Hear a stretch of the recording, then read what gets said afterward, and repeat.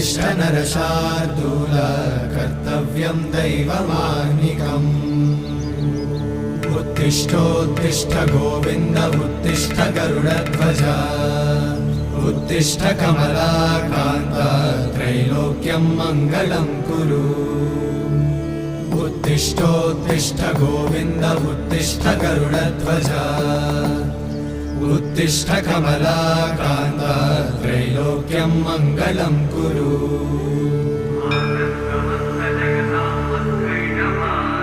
मातः समस्त जगतां मधुकैटभारे वक्षो विहारिणि मनोहर दिव्यमूर्ते श्रीस्वामि निश्रित जनप्रिय दानशीले